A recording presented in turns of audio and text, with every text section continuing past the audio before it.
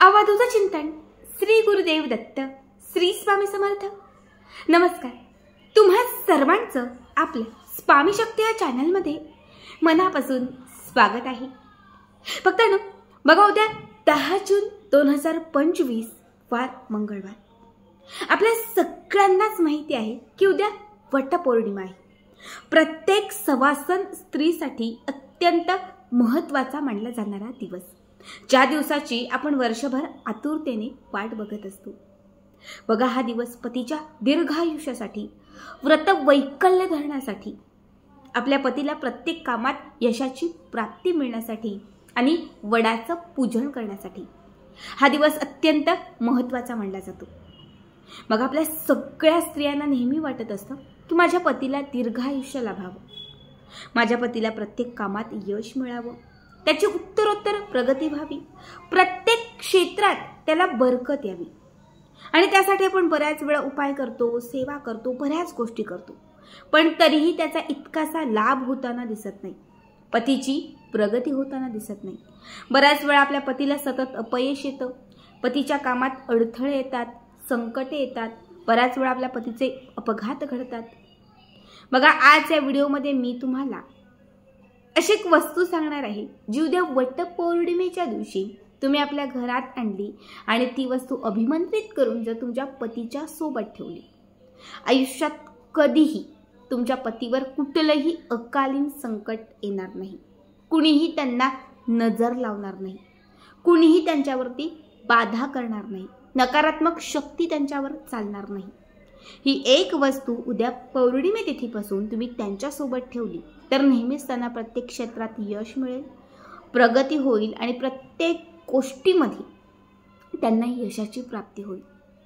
बघा, उद्याची पौर्णिमा ही खूप महत्त्वाची आहे। वर्षभरात एकूण 12 पौर्णिमा येतात, त्यापैकी काही पौर्णिमा ह्या खूप प्रभावी आणि महत्त्वाच्याच मानल्या जातात।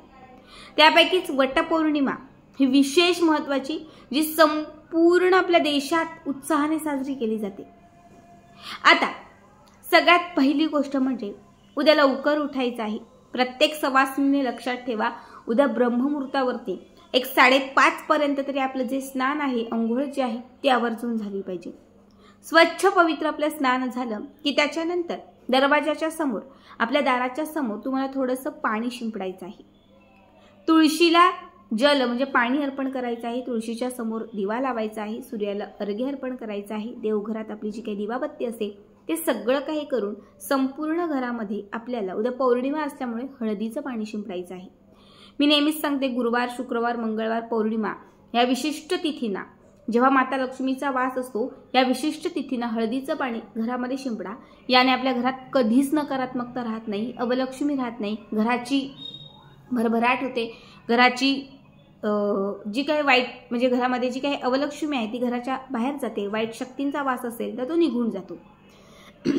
आता हळदीचं पाणी वगैरे सगळं शिंपडून झालं की त्याच्यानंतर दिवसभरात कधीही तुम्ही हा उपाय करू शकता।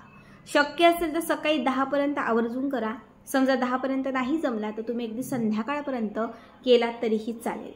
यासाठी तुम्हाला कुठेही आजूबाजूला जिथे पांढऱ्या रुईचं झाड असेल तिथे जायचं आहे आणि पांढऱ्या रुईचं एक छोटंसं फूल तुमच्या घरी आणायचं आहे। काही कारणास्तव पांढऱ्या रुईचं फूल नसेल तर तुम्ही त्याचं एक छोटंसं मूळ जरी आपल्या घरी आणलं तरीही चालेल। फूल किंवा मूळ जे काही पांढऱ्या रुईचं उद्या वटपौर्णिमेला तुम्ही घरी आणलेलं आहे ते स्वच्छ पाण्याने धुवा, थोडं पाणी घाला, शिंपडा त्याच्यावरती तरीही चालेल, थोडं ते सुकू द्या।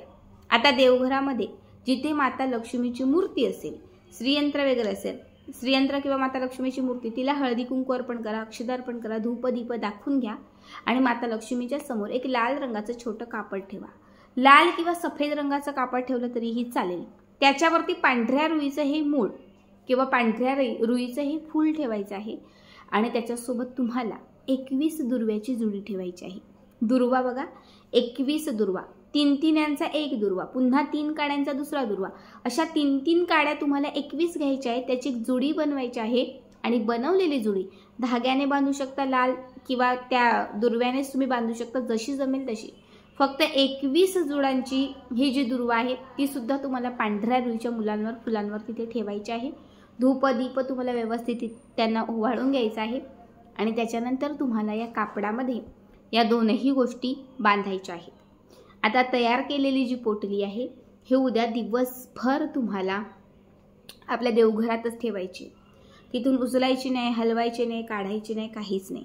दिवसभर तिथेच ठेवायची. संध्याकाळी 6:30-7 वाजले, लक्ष्मी प्राप्तीचा टायमिंग झाला की ही पुडी तिथून उचलायची, हातात घ्यायची, पतीला यश मिळण्यासाठी प्रार्थना करायची आणि त्याच्यानंतर पतीच्या यशासाठी कनकधारा स्तोत्र 3 वेळा म्हणायचं. ज्यांना कनकधारा स्तोत्र येत नाही त्यांनी मोबाईलला लावून फक्त ऐकलं तरीही चालेल.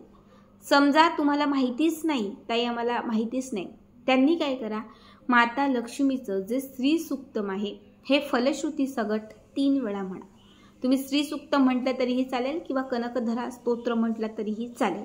दोघांपैकी कुठलीही सेवा 3 वेळा करायची आहे आणि त्याच्यानंतर ही पोटली उचलून तुम्हाला तुमच्या पतीच्या कपाळाला लावायची आहे.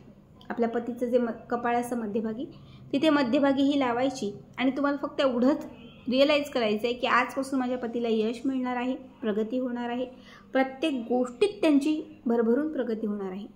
असं पूर्ण रिअलाईज करून तुम्हाला ही पोटली जी आहे ती त्यांच्यासोबत त्यांना ठेवायला सांगायची आहे. आता किती दिवस ठेवायची? 1 महिना ठेवू शकतात, 21 दिवस ठेवू शकतात, 6 महिने किंवा वर्षभर. जेवढे दिवस त्यांना ठेवायचे आहे, जोपर्यंत त्यांच्या मनासारखं होत नाहीये, निश्चित फळ मिळत नाहीये, यश मिळत नाही, तोपर्यंत कंटिन्यू ही जी पोटली आहे ती त्यांना त्यांच्यासोबत ठेवायला सांगा. बघा, याने त्यांना प्रत्येक गोष्टीत, प्रत्येक क्षेत्रात यश मिळेल. ही एक पोटली त्यांचं भाग्य उजळवेल. आपल्या सगळ्यांनाच माहिती आहे की पांढरी रुई जी लक्ष्मीवर्धक आहे, जी यश मिळण्यासाठी विशेष महत्त्वाची आहे. पौर्णिमा तिथीला आणि अमावस्या तिथीला पांढऱ्या रुईवरती असणारी दैवी शक्ती अत्यंत जागृत असते आणि जेव्हा वटपौर्णिमेला ही रुई तुम्ही घरी आणाल, अभिमंत्रित करून जेव्हा पतीच्या सोबत ठेवाल, पतीला प्रत्येक क्षेत्रात यश मिळेल, प्रगती होईल, प्रत्येक गोष्टीमध्ये त्यांच्या मनासारखी प्रत्येक गोष्ट होईल. खूप साधा, खूप सोपा उपाय आहे. उद्या जरी काही जास्त जमलं नाही तरी हा उपाय आवर्जून करा. आजचा व्हिडिओ कसा वाटला कमेंट करा आणि असेच पुढचे व्हिडिओ पाहण्यासाठी चॅनलला सबस्क्राईब करा. श्री स्वामी समर्थ.